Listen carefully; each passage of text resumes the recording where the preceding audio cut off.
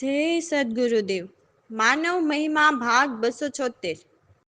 પ્રથમ તો હે માનવ, આ 84 લાખ યોનિમાં માનવ દેહ ઉત્તમ છે, એટલે કે માનવની ભ્રમણા દૂર કરો. અને ખાસ તો યુવાનીમાંથી ભ્રમણા નીકળે તો મનુષ્ય દેહ કેટલો અણમોલ છે તે તમે અનુભવ કરો તો ખ્યાલ આવે. પણ પ્રથમ તો માનવને માનવ કોણે રહેવા નથી દીધો? સત્ય કોણે ભૂલવાડ્યો? તે પણ એક સવાલ છે ને. તો ખરેખર આ દેહધારીની કથા વાર્તા કરનારાઓએ. સાચું કે ખોટું? તો અમારી વાતના આ સૂત્રોનો અભ્યાસ કરો. જ્ઞાતિ કે જાતિ જે હોય તે, જ્ઞાતિ કે જાતિ બાળકના જન્મ પછીની છે. સ્ત્રી પુરુષની જાતિ પણ આ ત્રિલોકીના દેશમાં જ છે. ચોથો લોક તે આત્માના ઘરનો છે, ત્યાં કોઈ જાતિપાતિ નથી. આ બાઈ ને ભાઈમાં પાછું 84 લાખ યોનિમાં જવું ન પડે, કારણ કે બાય ભાઈ તો આ 3 લોકમાં જ છે, પરમાત્માના ઘરે નથી. માટે નાતી જ્ઞાતિના ઝઘડા છોડો, મૂળ હેતુ પ્રમાણ કરો. તો માનવનો મૂળ હેતુ તો તે છે કે અમરલોકનો આત્મા, તે અમરલોક બતાવવા વાળો મળશે તો તે અમરલોક બતાવશે.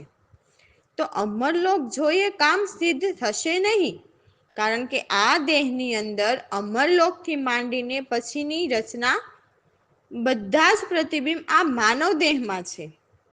પણ એક પરમેશ્વરને નેણે નિરખીને આ 5 તત્વના માનવ દેહમાં પરમાત્માના સત્ય જ્ઞાનીની સલાહ મુજબ પ્રયોગ ચાલુ કરો. એટલે જેવો અભ્યાસ તેવું જણાઈ જશે. તો હે માનવ, જેમ જેમ અભ્યાસ વધશે તેમ તેમ પ્રયોગોમાં ફેરફાર થશે. આ પચરંગી બંગલો જ છે, જે આ બંગલામાં 5 તત્વના 5 નોખા નોખા કલર સુરતામાં ચાલે છે, અને તેના ઉપર જ માનવનું જીવન છે. અને આ અભ્યાસ માટે એકાંત ખૂબ સેવવું પડશે. એકાંત સેવવા જગતના જીવથી અલગ કેમ રહેવું તે પોતાની મતિથી જાણીને શીખી લેવું. પછી જ્યારે માયલો મર્મ જણાઈ જાય ત્યાં તો દેહ પણ વૃદ્ધ થઈ જાય છે. પણ પછી 84 લાખ યોનિમાં જન્મ મરણમાં જવું પડતું નથી. તો હે માનવ, આ 84 લાખ યોનિમાં જન્મ મરણમાં નહીં જવા મનુષ્ય દેહ મળ્યો છે. બાકી યાદ રાખજો, લક્ષ્મી કોઈની થઈ નથી અને થવાની નથી. બીજું, આ મૃત્યુલોક છે, આ અમરલોક નથી. ત્રીજું, અહીંયા કોઈ કોઈનું કોઈ સગું નથી, સૌ કોઈ કર્મ સંજોગે મળ્યા છે. ચોથું, આ જલતું જગત છે તો જલવાનું જ. આ સુખ દુઃખ નગરી છે. સુખના સ્વપ્ન જોવા કરતા આ ત્રિલોકીના સોહમ પુરુષની નગરીમાંથી મુક્ત થઈને અમરલોક નિવાસી બની અમર બનો. જેમ બાળપણ અને યુવાની અને ગટપણ ક્યારે જતા રહીએ તે ખબર રહેતી નથી, અને અંતે 84 લાખના ચક્રાવે ચડવું પડશે. હે માનવ, ખાસ યાદ રાખવું, વસ્તુ જોયા વગર ગોતવા જાતા નહીં. આ ગુરુ મહિમા તેના છે કે નજરે નિરખાવીને પછી પિંડમાં ગોતવાની વાત છે. જે કરોડોમાં કોઈક હોય છે, તેના આ ગુરુ મહિમાઓ હોય છે, અને તે યાદી સ્મૃતિમાં મુકતા ગયા છે. હે મલકના માનવીઓ, તમે ભક્તિ કરો જ છો, પણ નજરે નિરખી અને પછી પિંડ પરખો. કોઈ મૂર્ખા તમને માનવને મૂર્ખ ન બનાવે તે જોજો. ગુરુ જ્ઞાનીના માતમનું પણ મનન કરો. રામ ભરોસે. તો અમારા સદગુરુની વાણીમાં એમના શિષ્ય કહે છે કે હે પ્રભુ, આજે હું તમારા ચરણે આવ્યો છું, તો દયા કરીને મારા સર્વ દોષ હરો. હે મારા ગુરુદેવ, એટલી મારા પર દયા કરો. 14 ભુવનમાં તમે જ એક પૂર્ણ છો. તમારા જ રચેલા ચાંદ સૂરજ અને સિતારા છે. હે પ્રભુ, હું જ્ઞાન ધ્યાન પૂંજન કંઈ જ નથી જાણતો. બસ હું કેવળ આપના સહારે પડ્યો છું. હું કશું જ નથી જાણતો. માયાની ઝાડ ચારે તરફ ફેલાયેલી છે, તેમાં હું ફસાયો છું. તો હે દીનબંધુ, મને એ ઝાડમાંથી બચાવી લે. આ સંસાર કાળ નદીની જેમ વેગથી જઈ રહ્યો છે. હું પ્રભુ ભજનની રીત કંઈ જાણતો નથી. તો હે સદગુરુદેવ, હવે મને પ્રભુ ભજનની રીત શીખવીને હવે મને કિનારે લ્યો. જય સદગુરુદેવ. પ્રભુ આજ આવ્યો તમારા ચરણે રે, દયા કરી સર્વ દોષ હરો મારા રે. પ્રભુ આજ આવ્યો તમારા ચરણે રે. 14 ભુવનમાં તમે છો એક પૂર્ણ, તારા જ રચેલા ચાંદ સૂરજ સિતારા. પ્રભુ આજ આવ્યો તમારા ચરણે રે, દયા કરી સર્વ દોષ હરો મારા રે. પ્રભુ આજ આવ્યો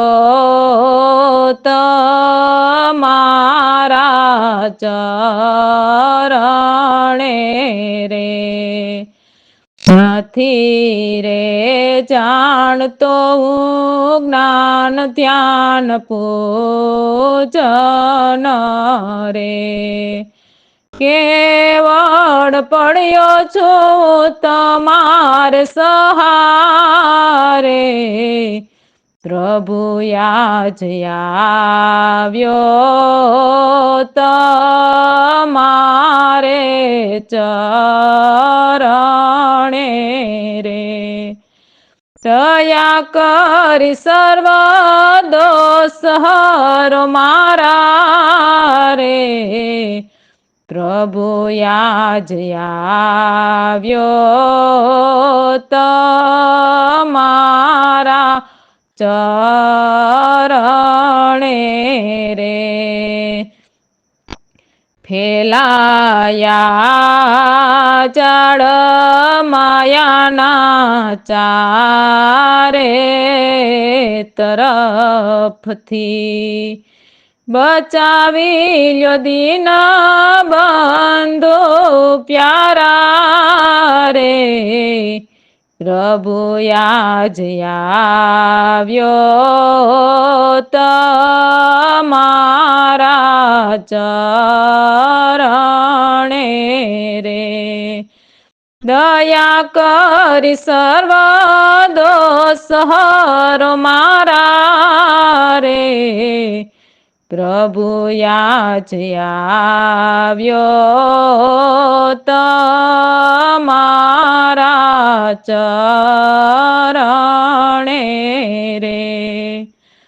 નદી કાળની વેગેથી જઈ રહી રે, પ્રવીણ રામ લિયો હવે મન કિનારે. પ્રભુ આજ આવ્યો તમારા ચરણે રે, દયા કરી સર્વ દોષ હરો મારા રે. પ્રભુ આજ આવ્યો તમારા ચરણે રે. તો જેમણે સત શબ્દ સાંભળ્યા તેને મહેરમ સદગુરુને પામ્યા. તેને અમરલોકથી તાળી લાગી એવું કે છે.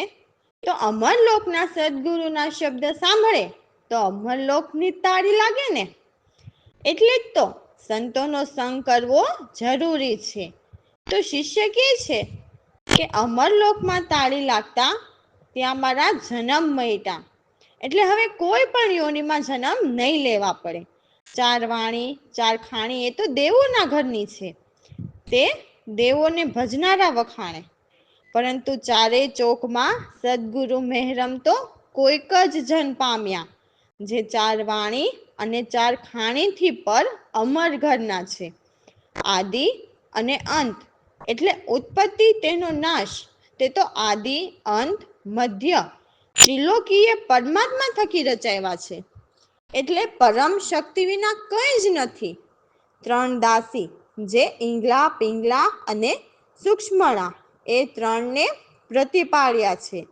તો એ ભેદ જાણી લ્યો કે જે ચોથા યુગે પણ જેનો ભેદ નથી જાણ્યા, તે અમારા સદગુરુ કૃપાથી એમના શરણે રહીને જાણી લ્યો.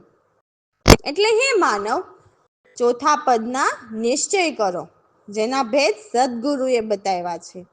4 અંતઃકરણ રહીને સાધો, એટલે મન બુદ્ધિ ચિત્તથી ધ્યાન ધરી અને અહંકારને કાઢી 4 ચોક પુરાવ્યા.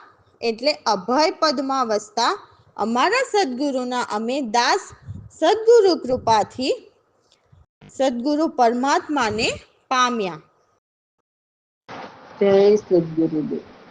એવા રે સત શબ્દ ભાઈ સાધુ, નેરમ જેમને પામ્યા રે, અમર લોકથી લાગી તાલી, ત્યાં મારા જન્મ મટાડ્યા. એવા રે સત શબ્દ ભાઈ સાધુ, 4 રે ખાણી 4 રે વાણી, 4 વેદે વખાણા, 4 ચોકમાં સદગુરુ મેરમ કોઈ જન પાયમાં. એવા રે સત શબ્દ ભાઈ સાધુ, આદિ અને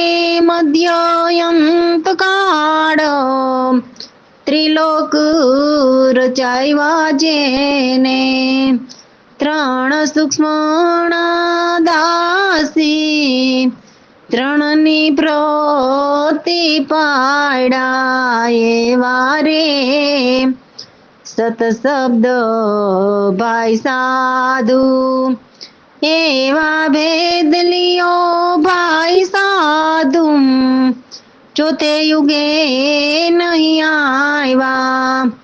ચોથા પદના નિશ્ચય કરો, સદગુરુએ ભેદ બતાવ્યા. એવા રે સત શબ્દ ભાઈ સાધુ, 4 અંતઃકરણ રહીને સાધો, 4 ચોક પુરાવ્યા. અભય પદમાં વસતા પ્રવીણ રામ, દાસલાલ કહે મેં પૂરા સદગુરુ પામ્યા રે.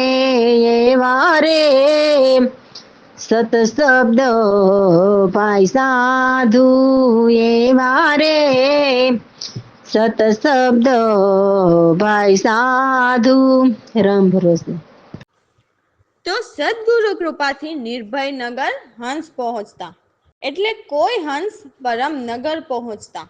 તો અમે અમારા સદગુરુની સતની દોર પૂરી શ્રદ્ધાથી પકડી, જેથી સદગુરુ સહારે અમે નિર્ભય નગર ઘર પહોંચ્યા. ત્યાં પછી જમના જોર પણ ન ચાલે, જેથી 84માં ગોથા ખાતા મટ્યા. ત્યાં નિર્ભય નગરમાં ભય પણ ન રહે, કોઈ કર્મ ભ્રમ કે ભૂતા પણ ત્યાં ન હોય. તો જેમણે ગુરુગમ પકડી તે નિર્ભય નગર પહોંચીને નિશ્ચિત સૂતા. તો ત્યાં અસંગ કોઈ સંગ ન રહ્યા, અને જાણે અસંખ્ય ભાણ પ્રકાશે તેમ ઉજળા બન્યા. એટલે હંસોના ધન્ય ભાગ્ય ખુલ્યા, કે જે સંત જુગો જુગ જીવતા તેવા સંતને પામીને જીવન ધન્ય ધન્ય થયા. તો હંસાના એ દેશમાં આગમન થયા એટલે એ દેશમાં પહોંચતા તેને જમના દૂતા પણ શું કરે? જમ ત્યાં પહોંચી જ ન શકે તે તો તેના જોર કેમ ત્યાં ચાલે? જેથી અમે સદગુરુ કૃપાથી નિર્ભયનગરમાં હંસ બિરાજે એવા અમારા સદગુરુ છે તેને પામ્યા. જય સદગુરુદેવ. નિર્ભય નગર હંસ પહોંચતા, કોઈ પરમ નગર હંસ પહોંચતા રે, સતની દોર શ્રદ્ધાથી ચાલે, નિર્ભય નગર ઘર પહોંચતા, જમના ચોર ત્યાં નહીં ચાલે, ચડ્યા 84 ના ગોથા, નિર્ભય નગર હંસ પહોંચતા, કોઈ પરમ નગર હંસ પહોંચતા, નિર્ભય નગરમાં ભય નહીં વ્યાપે, ભ્રમ કર્મ નહીં ભૂતારે, ગુરુ ગમ દોર ગ્રહી કોઈ પહોંચ્યા, નિર્ભય નિશ્ચિત થઈ સૂતા, નિર્ભય નગર હંસ પહોંચતા, કોઈ પરમ નગર હંસ પહોંચતા, અસંગ પાન ઉજળ થયા, નહીં બ્રહ્મને ભાત રે, ધન્ય ધન્ય ભાગ્ય હંસોના ખુલ્યા, સંત જીવો જુગ જુગ જીવતા, નિર્ભય નગર હંસ પહોંચતા, કોઈ પરમ નગર હંસ પહોંચતા, હંસે એ દેશ આગમન પામ્યા, શું કરે જમના દૂતા રે, નિર્ભય નગરમાં હંસ બિરાજે, પ્રવીણ રામ અવધૂતા રે, નિર્ભય નગર હંસ પહોંચતા, કોઈ પરમ નગર હંસ પહોંચતા, નિર્ભય નગર હંસ પહોંચતા. તો નિર્ભય નગરમાં નિરંતર રહેતા અમારા સદગુરુદેવની એવી બલિહારી છે કે તે પૂરણ બ્રહ્મચારે, સુંદર વદન એટલે હસતા મુખે લંગોટવાળી એટલે પદ્માસન લગાવીને શબ્દ સુરતાનું ભજન કરતા, સર્વ ઇન્દ્રિયોને કાબૂમાં કરીને અખંડ બ્રહ્મચર્ય પાળે છે. તે નીરસ એટલે એમને આ જગત સાથે કોઈ રસ નથી. એ તો પ્રભુ પ્રેમમાં આનંદ માણતા નિરાશાએ નીરસ આસન કરી જ્ઞાન મુદ્રા કરી સર્વ જીવોને કોઈ પણ આશય વિના પરમ ઉપદેશ આપે છે અને આ ભવ ટાળી એટલે ભવના ફેરા બંધ કરાવે છે. એવા ક્ષોત્રિય બ્રહ્મનિષ્ઠ મારા ઈષ્ટદેવ મારા સદગુરુ સદા બ્રહ્મચારી છે. તો એવા અમારા સદગુરુ પર તન મન ધનને વારી જાઓ. કેમ કે પૂરણ બ્રહ્મચારી પૂર્ણ પરમાત્માને નિરખાવીને તેમાં સમાવી શકે છે. જેથી આવા સત્યજ્ઞાની સદગુરુને સેવો. રામ ભરોસે. જય સદગુરુદેવ. જય ગુરુદેવની બલિહારી, જય ગુરુદેવની બલિહારી. સુંદર વદન લંગોટ વાળી, અખંડ બ્રહ્મચર્ય ધારી હે. જય ગુરુદેવની બલિહારી, જય ગુરુદેવની બલિહારી. નિરસ આસન કરી જ્ઞાન મુદ્રા, આપે ઉપદેશ ભવ ટાળી. જય ગુરુદેવની બલિહારી, જય ગુરુદેવની બલિહારી. સૌત્રે બ્રહ્મનિષ્ઠ મારા ઈષ્ટ, સદા બ્રહ્મ વિચારી. જય ગુરુદેવની બલિહારી.